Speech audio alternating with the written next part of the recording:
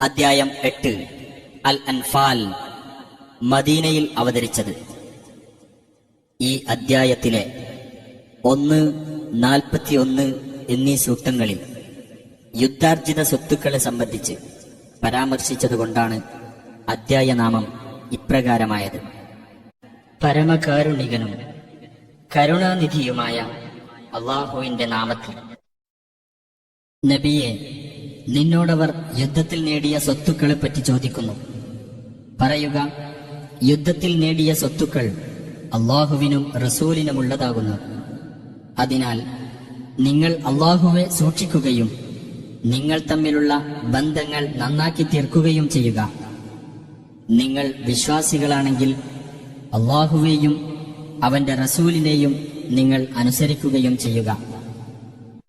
അല്ലാഹുവെപ്പറ്റി പറയപ്പെട്ടാൽ ഹൃദയങ്ങൾ പേടിച്ച് നടുങ്ങുകയും അവന്റെ ദൃഷ്ടാന്തങ്ങൾ വായിച്ചു കേൾപ്പിക്കപ്പെട്ടാൽ വിശ്വാസം വർദ്ധിക്കുകയും തങ്ങളുടെ രക്ഷിതാവിന്റെ മേൽ ഭരമേൽപ്പിക്കുകയും ചെയ്യുന്നവർ മാത്രമാണ് സത്യവിശ്വാസികൾ. നമസ്കാരം മുറ പോലെ നിർവഹിക്കുകയും നാം നൽകിയിട്ടുള്ളതിൽ നിന്ന് ചെലവഴിക്കുകയും ചെയ്യുന്നവർ അവർ തന്നെയാണ് യഥാർത്ഥത്തിൽ വിശ്വാസികൾ. അവർക്ക് അവരുടെ രക്ഷിതാവിങ്കൽ പല പദവികളുണ്ട്. പാപമോചനവും ഉദാരമായ ഉപജീവനവുമുണ്ട്. വിശ്വാസികളിൽ ഒരു വിഭാഗം ഇഷ്ടമില്ലാത്തവരായിരിക്കെ തന്നെ നിന്റെ വീട്ടിൽ നിന്ന് ന്യായമായ കാര്യത്തിന് നിന്റെ രക്ഷിതാവ് നിന്നെ പുറത്തിറക്കിയതുപോലെ തന്നെയാണിത്. ന്യായമായ കാര്യത്തിൽ അത് വ്യക്തമായതിനു ശേഷം അവർ നിന്നോട് തർക്കിക്കുകയായിരുന്നു. അവർ നോക്കിക്കൊണ്ടിരിക്കെ മരണത്തിലേക്ക് അവർ നയിക്കപ്പെടുന്നത് പോലെ. 2 സംഘങ്ങളിലൊന്ന് നിങ്ങൾക്ക് അധീനമാകുമെന്ന് അല്ലാഹു നിങ്ങളോട് വാഗ്ദാനം ചെയ്തിരുന്ന സന്ദർഭം ഓർക്കുക. ആയുധബലമില്ലാത്ത സംഘം നിങ്ങൾക്ക് അധീനമാകണമെന്നായിരുന്നു നിങ്ങൾ കൊതിച്ചിരുന്നത്. അല്ലാഹുവാകട്ടെ തന്റെ കൽപ്പനകൾ മുഖേന സത്യം പുലർത്തി കാണിക്കുവാനും സത്യനിഷേധികളുടെ മുരട് മുറിച്ചുകളയുവാനും ആണ് ഉദ്ദേശിച്ചിരുന്നത്. സത്യത്തെ സത്യമായി പുലർത്തേണ്ടതിനും അസത്യത്തെ ഫലശൂന്യമാക്കി തീർക്കേണ്ടതിനുമത്രേ അത്. ദുഷ്ടന്മാർക്ക് അതെത്ര അനിഷ്ടകരമായാലും ശരി. നിങ്ങൾ നിങ്ങളുടെ രക്ഷിതാവിനോട് സഹായം തേടിയിരുന്ന സന്ദർഭം ഓർക്കുക. തുടരെയായി 1000 മലക്കുകളെ അയച്ചുകൊണ്ട് ഞാൻ നിങ്ങൾക്ക് സഹായം നൽകുന്നതാണ് എന്ന് അവൻ അപ്പോൾ നിങ്ങൾക്ക് മറുപടി നൽകി. ഒരു സന്തോഷവാർത്തയായിക്കൊണ്ടും നിങ്ങളുടെ ഹൃദയങ്ങൾക്ക് സമാധാനം നൽകുന്നതിനു വേണ്ടിയും മാത്രമാണ് അല്ലാഹു അത് ഏർപ്പെടുത്തിയത്. അല്ലാഹുവിങ്കൽ നിന്നല്ലാതെ യാതൊരു സഹായവും ഇല്ല. തീർച്ചയായും അല്ലാഹു പ്രതാപിയും യുക്തിമാനുമാകുന്നു. അല്ലാഹു തന്റെ പക്കൽ നിന്നുള്ള മനഃശാന്തിയുമായി നിങ്ങളെ നിദ്രാമയക്കം കൊണ്ട് ആവരണം ചെയ്തിരുന്ന സന്ദർഭം ഓർക്കുക. നിങ്ങളെ ശുദ്ധീകരിക്കുന്നതിനും നിങ്ങളിൽ നിന്ന് പിശാചിന്റെ ദുർബോധനം നീക്കിക്കളയുന്നതിനും നിങ്ങളുടെ മനസ്സുകൾക്ക് കെട്ടുറപ്പ് നൽകുന്നതിനും പാദങ്ങൾ ഉറപ്പിച്ചു നിർത്തുന്നതിനും വേണ്ടി അവൻ നിങ്ങളുടെ മേൽ ആകാശത്തുനിന്ന് വെള്ളം ചൊരിഞ്ഞു തന്നിരുന്ന സന്ദർഭവും ഓർക്കുക. നിന്റെ രക്ഷിതാവ് മലക്കുകൾക്ക് ബോധനം നൽകിയിരുന്ന സന്ദർഭം ഓർക്കുക. ഞാൻ നിങ്ങളുടെ കൂടെയുണ്ട്. അതിനാൽ സത്യവിശ്വാസികളെ നിങ്ങൾ ഉറപ്പിച്ചു നിർത്തുക. സത്യനിഷേധികളുടെ മനസ്സുകളിൽ ഞാൻ ഭയം ഇട്ടുകൊടുക്കുന്നതാണ്. അതിനാൽ കഴുത്തുകൾക്ക് മീതെ നിങ്ങൾ വെട്ടിക്കൊള്ളുക. അവരുടെ വിരലുകളെല്ലാം നിങ്ങൾ വെട്ടിക്കളയുകയും ചെയ്യുക. അവർ അല്ലാഹുവോടും അവന്റെ ദൂതനോടും എതിർത്തു നിന്നതിന്റെ ഫലമത്രേ അത്. വല്ലവനും അല്ലാഹുവേയും അവന്റെ ദൂതനെയും എതിർക്കുന്ന പക്ഷം തീർച്ചയായും അല്ലാഹു കഠിനമായി ശിക്ഷിക്കുന്നവനാണ്. അതാ അത് നിങ്ങൾ ആസ്വദിച്ചുകൊള്ളുക. സത്യനിഷേധികൾക്ക് തന്നെയാണ് നരകശിക്ഷ എന്ന് മനസ്സിലാക്കുകയും ചെയ്യുക. സത്യവിശ്വാസികളെ, സത്യനിഷേധികൾ പടയണിയായി വരുന്നത് നിങ്ങൾ കണ്ടാൽ നിങ്ങൾ അവരിൽ നിന്ന് പിന്തിരിഞ്ഞോടരുത്.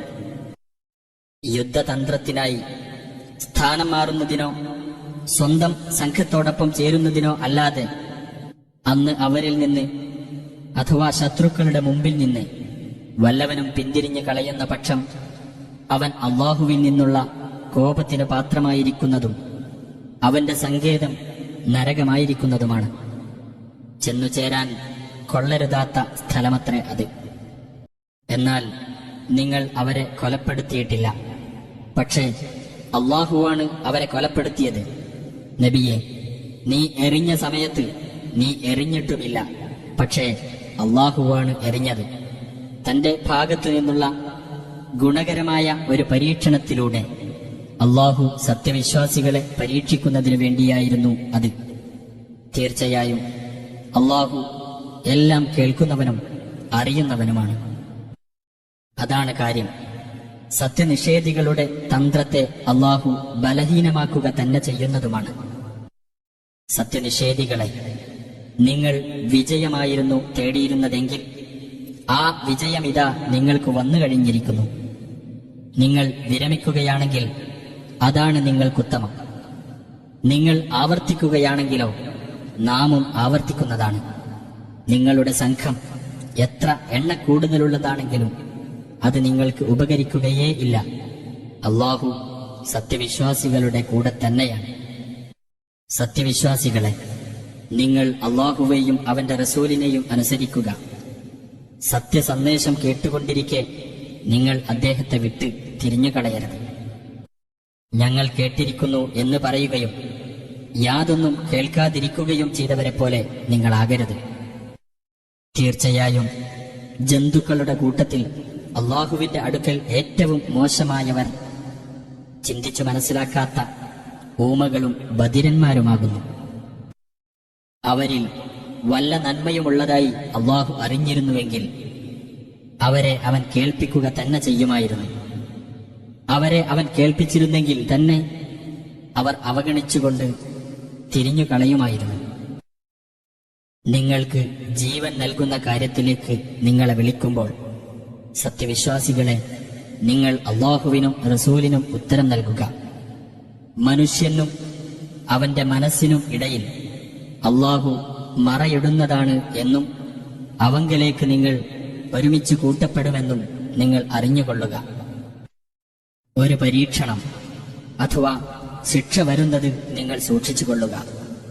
അത് ബാധിക്കുന്നത് നിങ്ങളിൽ നിന്നുള്ള അക്രമികൾക്ക് പ്രത്യേകമായിട്ടാവുകയില്ല. അള്ളാഹു കഠിനമായി ശിക്ഷിക്കുന്നവനാണെന്ന് നിങ്ങൾ മനസ്സിലാക്കുകയും ചെയ്യുക.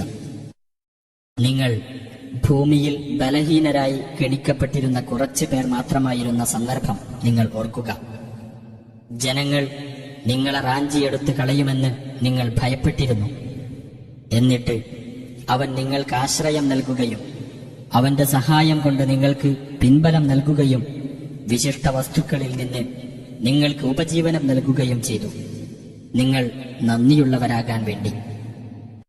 സത്യവിശ്വാസികളെ, നിങ്ങൾ അള്ളാഹുവോടും റസൂലിനോടും വഞ്ചന കാണിക്കരുത്. നിങ്ങൾ വിശ്വസിച്ചേൽപ്പിക്കപ്പെട്ട കാര്യങ്ങളിൽ അറിഞ്ഞുകൊണ്ട് വഞ്ചന കാണിക്കുകയും ചെയ്യരുത്.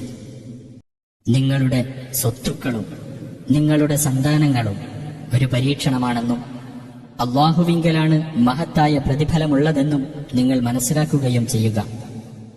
സത്യവിശ്വാസികളെ, നിങ്ങൾ അള്ളാഹുവെ സൂക്ഷിച്ച് ജീവിക്കുകയാണെങ്കിൽ നിങ്ങൾക്ക് സത്യവും അസത്യവും വിവേചിക്കുവാനുള്ള കഴിവ് അവൻ ഉണ്ടാക്കിത്തരികയും അവൻ നിങ്ങളുടെ തിന്മകൾ മായ്ച്ചു കളയുകയും നിങ്ങൾക്ക് പൊറത്തു തരികയും ചെയ്യുന്നതാണ്. അള്ളാഹു മഹത്തായ അനുഗ്രഹമുള്ളവനാകുന്നു. നിന്നെ ബന്ധനസ്ഥനാക്കുകയോ കൊല്ലുകയോ നാട്ടിൽ നിന്ന് പുറത്താക്കുകയോ ചെയ്യാൻ വേണ്ടി നിനക്കെതിരായി സത്യനിഷേധികൾ തന്ത്രം പ്രയോഗിച്ചിരുന്ന സന്ദർഭം ഓർക്കുക. അവർ തന്ത്രം പ്രയോഗിക്കുന്നു, അള്ളാഹുവും തന്ത്രം പ്രയോഗിക്കുന്നു. എന്നാൽ അള്ളാഹുവാണ് തന്ത്രം പ്രയോഗിക്കുന്നവരിൽ മെച്ചപ്പെട്ടവൻ. നമ്മുടെ വചനങ്ങൾ അവർക്ക് ഓതി കേൾപ്പിക്കപ്പെടുമ്പോൾ അവർ പറയും, ഞങ്ങൾ കേട്ടിരിക്കുന്നു. ഞങ്ങൾ വിചാരിച്ചിരുന്നെങ്കിൽ ഇതുപോലെ ഞങ്ങളും പറയുമായിരുന്നു. ഇത് പൂർവികന്മാരുടെ പഴങ്കഥകളല്ലാതെ മറ്റൊന്നുമല്ല. അള്ളാഹുവേ, ഇത് നിന്റെ പക്കൽ നിന്നുള്ള സത്യമാണെങ്കിൽ നീ ഞങ്ങളുടെ മേൽ ആകാശത്തുനിന്ന് കല്ല് വർഷിപ്പിക്കുകയോ അല്ലെങ്കിൽ ഞങ്ങൾക്ക് വേദനാജനകമായ ശിക്ഷ കൊണ്ടുവരികയോ ചെയ്യുക എന്ന് അവർ അഥവാ അവിശ്വാസികൾ പറഞ്ഞ സന്ദർഭവും ഓർക്കുക.